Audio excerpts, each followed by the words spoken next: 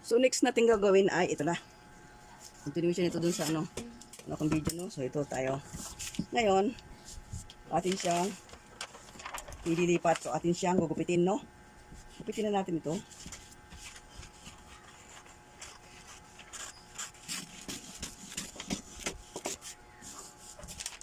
Ito muna ang harap.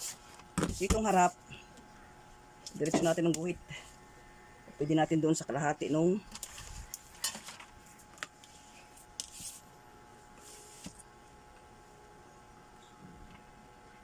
ayan. Kalahati niyan, ayan siya.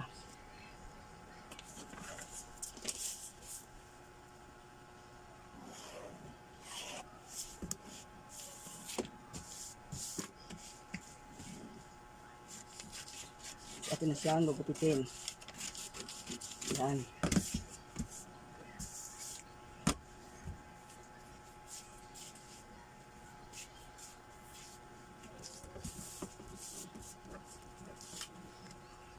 Atin siyang gugupitin dito. Ayan. Tapos dito, pag mungiko ka na katapos, natin siyang ito at ito pag yan natin. So, ayan siya.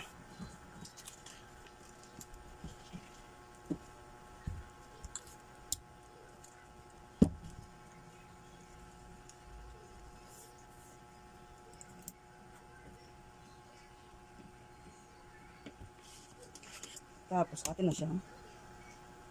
Ito yung kanyang tunay na. Tingnan natin.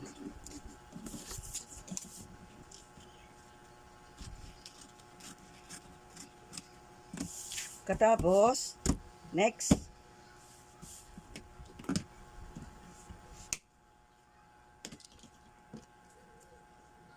Kunin natin yung kanyang ito inihap. Ito yung kanyang empire. So, ayan siya. Empire, atin siyang babawasan dyan ng 1 cm or half inch, ha? Half inch. Ayan.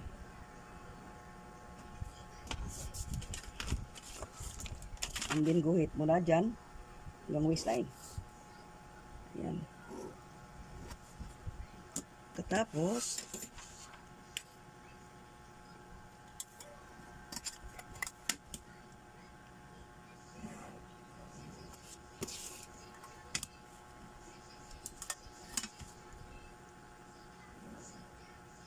tignan natin.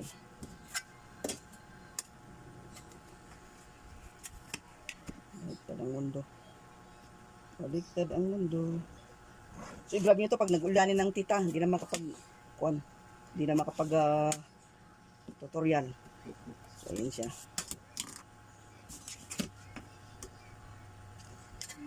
Hindi pa ganyan. Ayan. And then, atin na siyang bibiyakin, no? Doon. So, pwede mo rin doon, pag ganyan, o pwede rin na siya, yan, o. Mamaya. So, ito muna.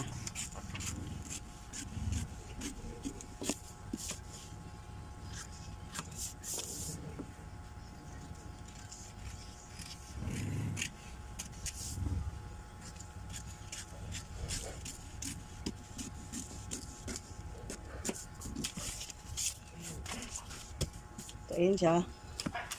And then, pwede naman natin itong dito natin ilagay. No? Ito yung biyakin natin pag ganun. Doon naman siya.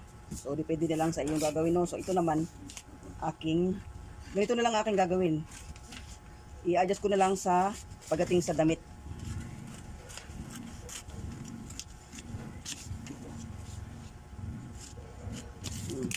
Ayan siya. So, gugupitin na rin natin ito.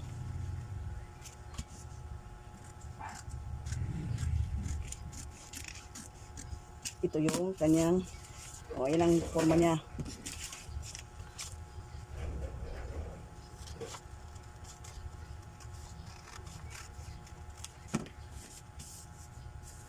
So ito naman yung empire niya. So ito naman yung bus point niya. So ayan siya. No, ay pwede rin natin siyang ikabit na ganyan. Dito tayo kukuha. Ganyan, no. So pwede rin natin gawin ganito. So ilagay na siya ang tape.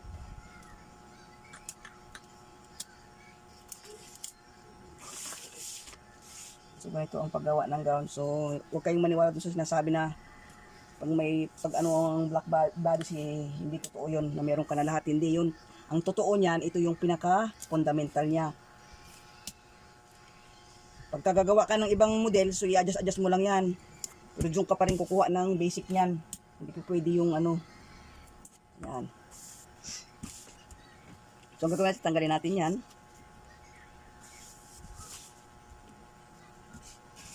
So bigyan natin siya, oh. Dito.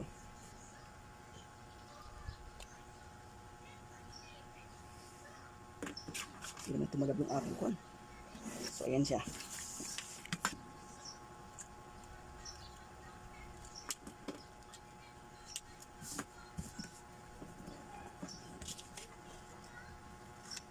So pwede mo siyang ganyan.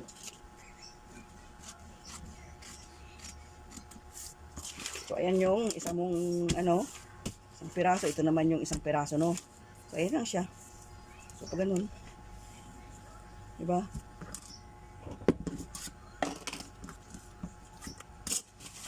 Kapag nakuha nyo yung aking share sa inyo, ayan ang Tita Nora. Yan ang paggawa ng gown. So ang kanyang paggawa sa akin, meron siyang manggas, kaya hindi ako nag-ano dyan. So ito lang mamaya neckline ang i-adjust ko kung ano yung gusto niyang forma. So dito naman tayo sa likod. Sa likod, hindi na tayo mag-ano dyan kasi wala naman, may balikat naman siya. So dito lang tayo mag-adjust. Yan. Ikutin natin yan. Tapos yan. Kapag nagbawas ka sa ano niyan, kapag nagbawas ka sa neck depth or sa liig o sa neck opening, magbawas ka, babawas ka rin dito sa likod. Hindi pwede isa lang ang babawasan mo.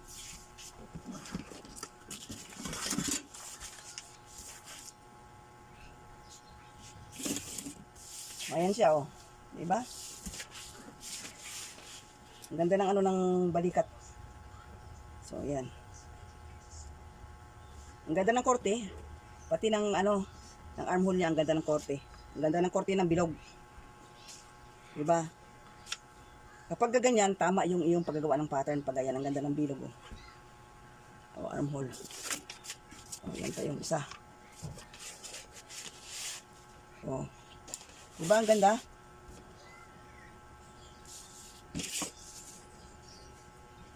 O, ganda ng hugis ng armhole, ang ganda ng hugis ng neck opening.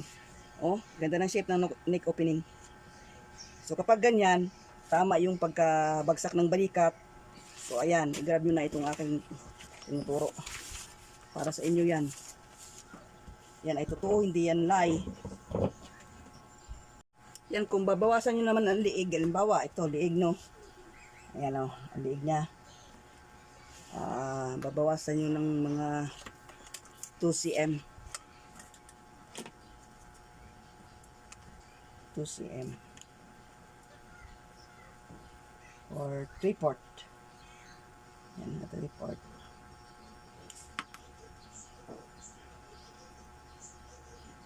Yan.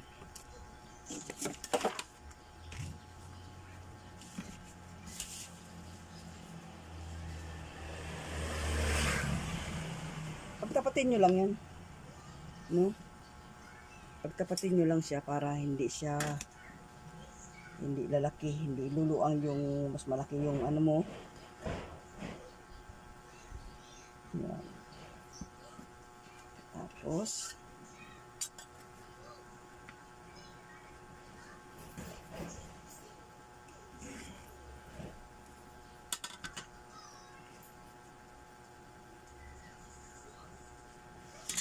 So, magiging ganyan siya. So, ang gagawin mo, para hindi siya pangit ang bilog niya. Hindi siya ate, ganito. Yan o. Bawas ka lang ng, ayan. Ayan siya. So, hindi ka talaga pwede yung 3/4. Ang kukunin mo kailangan 1.5 cm. Yan ang eksaktong makukuha mo dyan sa liig para maganda pa rin yung bilog niya. So hindi yan dapat 3/4. So dyan pa lang makikita mo na kung ano yung mali, no? Dyan pa lang makikita mo na kung ano yung mali. So yan. Ganyan ang mag-fix ng pattern. So tapat mo muna siya, guhitan mo siya. Kapag naguhitan mo na at ipabali siya, hindi pa bilog dyan, pwede mo siyang i-fix pag ganun. Ayan o. Ang sukat niyan, 3/4 kanina ang ano ko, ngayon ay 1.5 cm or 1/2 inch. So yan siya. Para maganda. Pag dito naman, magbawas ka rin dito rin sa ano, ganun din. Dito sa limitan kasi sa ano, 1 inch. 1 inch ang bawas mo dyan.